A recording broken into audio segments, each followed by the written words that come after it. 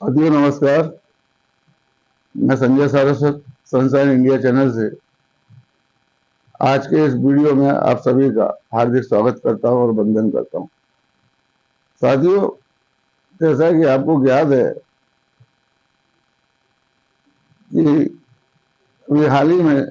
2024 का लोकसभा चुनाव हुआ। 4 जून को उसके परिणाम आए। जैसा कि आप जानते हो कि इंडिया गठबंधन के नाम से वर्तमान में जो विपक्षी दल एकजुट होकर उन्होंने इंडिया नामक गठबंधन बनाया था वह था चुनावों में।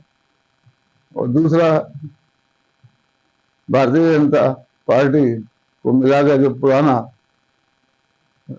राष्ट्रीय जनतांत्रिक गठबंधन चालू था, दूसरा संकल्प हुए चुनावों में जनता के बीच का। वर्तमान चुनावों का रिजल्ट इस प्रकार से आया है कि किसी भी पार्टी को गठबंधन के अंदर जो भी राजनीतिक दल शामिल थे, किसी भी एक पार्टी को स्पष्ट रूप से बहुमत नहीं मिला है। सबसे ज्यादा नुकसान सत्तारूढ़ भारतीय जनता पार्टी की जो सरकार वर्तमान में चल रही थी उसको हुआ है, और फायदा एक राजनीतिक पार्टी के रूप में देखा जाए तो कांग्रेस विपक्षी पार्टी के रूप में और समाजवादी पार्टी उत्तर प्रदेश में जो विपक्षी पार्टी के रूप में है अभी वर्तमान में, उसको हुआ है। और स्टेटों की जो भी राजनीतिक पार्टियां हैं उनको भी उसका फायदा वर्तमान चुनाव में मिला है, लेकिन बीजेपी को स्पष्ट बहुमत नहीं मिला है। राष्ट्रीय जनतांत्रिक गठबंधन एनडीए के रूप में बीजेपी को सत्ता पर होने के लिए स्पष्ट बहुमत मिल चुका है। साथियों, वर्तमान चुनावों में जैसा कि देखने को मिला,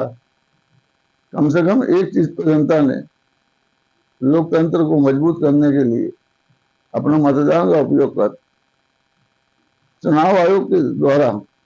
जो कि काफी पूर्व समय से ईवीएम मशीनों का मतदान के रूप में उपयोग जो किया जा रहा था, उस पर जो विश्वसनीयता कम होती जा रही थी, वह भी सत्तारूढ़ पार्टी के नेताओं के द्वारा नहीं, विपक्षी पार्टियों के नेताओं के द्वारा, क्योंकि जहां उनकी सरकारें नहीं बन पाती थी वह उसका दोष ईवीएम पर थोप दिया करते थे। लेकिन जनता ने इन चुनावों में इस प्रकार से मतदान किया कि किसी भी एक राजनीतिक पार्टी को किसी भी प्रदेश में स्पष्ट जनादेश कुल लोकसभा सीटों का हिसाब से नहीं मत दिया गया,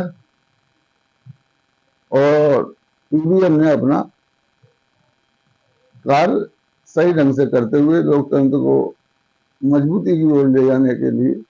टेक्नोलॉजी का जिस प्रकार से उपयोग पूर्व में भी होता रहा है, वर्तमान में भी हुआ, और जनता ने अपना मतदान का उपयोग कर चुनाव आयोग की प्रशंसनीयता जो लगी हुई थी ईवीएम मशीन के द्वारा, उसको रोक दिया है अभी हाल फिलहाल में। नहीं तो अगर कहीं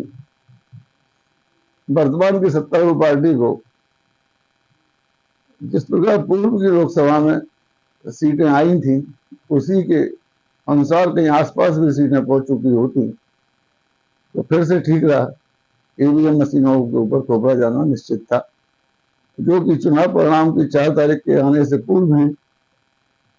उन्होंने राग अलापना चालू भी कर दिया था। संविधान पे हमला, संविधान की असुरक्षा जैसे स्लोगन के माध्यम से। साथियों, भारतीय जनतंत्र दुनिया का सबसे बड़ा लोकतंत्र, जिसको कि जनता के मतदान के माध्यम से ही ये और अधिक मजबूत किया जाता रहा है और जाएगा। लेकिन एक चीज है कि जब तक जनता अपने मतदान के प्रति जागरूक नहीं होगी, उसको अपने मत का उपयोग नहीं समझ में आएगा, और तब तक कम से कम 75% वोटिंग जनता द्वारा नहीं की जाएगी, जब तक हम कह सकते हैं कि सच्चे मायनों में लोकतंत्र अभी पीछे है। हम शिक्षित होते जा रहे हैं, पढ़े लिखे होते जा रहे हैं, महिलाएं भी पढ़ी लिखी होती जा रही हैं, पुरुष भी पढ़े लिखे होते जा रहे हैं, विभिन्न समाज के लोग पढ़े लिखे होते जा रहे हैं। उसके बाद भी उस दिन जो छुट्टी हमको मिलती है, उस छुट्टी का उपयोग मतदान के रूप में ना कर हम केवल उसको अपनी अन्य खुशियों के रूप में, अन्य कामों के रूप में करने के लिए तो तैयार हो जाते हैं, छुट्टी का फायदा उठाते हैं। लेकिन सबसे महत्वपूर्ण काम जिस वजह से छुट्टी सरकार द्वारा की जाती है, मतदान करने के लिए, उससे हम पीछे रह जाते हैं। इसी दरमियान ये भी देखा गया है कि कुछ राजनीतिक पार्टियां केवल सत्ता में आने के लिए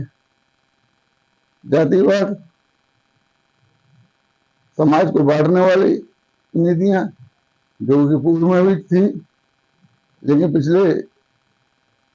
चुनावों में से कुछ कम था, लेकिन इन चुनावों में फिर से उन्हीं पुनर्जानी नीतियों को किसी भी एक समाज में फूट डालो और दूसरे समाज का वोट एक छत्र किसी भी राजनीतिक पार्टी को मिलता रहेगा तो हम सत्तारूढ़ होते रहेंगे, और दूसरी तरफ वोटों का विभाजन कराकर हम अपनी सत्ता को बरकरार रख सकते हैं या सत्ता में वापस आ सकते हैं।